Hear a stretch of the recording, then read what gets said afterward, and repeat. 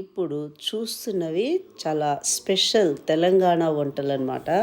ఇది బెల్లము నెయ్యితో తయారు చేసిన పూతరేకులు, సర్వపిండి చెక్క, మసాలా మిక్చర్, తర్వాత తాటి తాండ్ర, అంటే బెల్లంతో తయారు చేసిన తాండ్ర, అది ప్యూర్ నెయ్యి, చాలా బాగుంటుంది. నెయ్యి కూడా స్వీట్. అండ్ అది వెలగపిండి ఏదో పచ్చడి ఉండలట అవి, అది చుట్టూ ఇది గోంగూర పచ్చడి, ఇవన్నీ చాలా వెరైటీలు ఉంటాయి. అక్కడ స్పెషల్ ఏంటంటే ఎప్పటికప్పుడు తయారు చేస్తూనే ఉంటారు.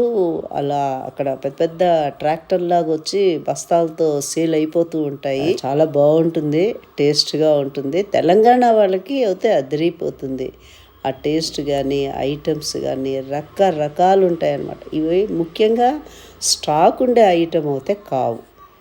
ఈ ఈ వెంకటేశ్వర స్వామి చెక్కలు ఉంటాయి, బాబా ఎంత బాగుంటాయో.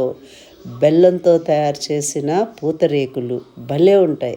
అనుకోవచ్చు కదా, ఇంట్లో తయారు చేయకుండా బయట వండిన వాటికి ఈ మధ్యకాలంలో జనాలు అలవాటు అయిపోయారని. కానీ ఆల్మోస్ట్ ఇంట్లోనే చేస్తామండి.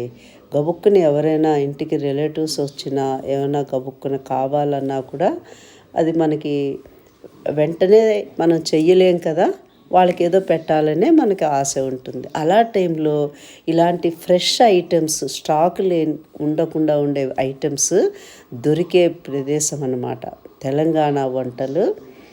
ఈ పిండి వంటలు చాలా బాగుంటుంది. ప్రతి వాళ్ళు విజిట్ చేయండి, మీరు కూడా ఇలాగే అంటారు కదా. చూడండి, టేస్టీగా ఉంటాయి అన్నమాట.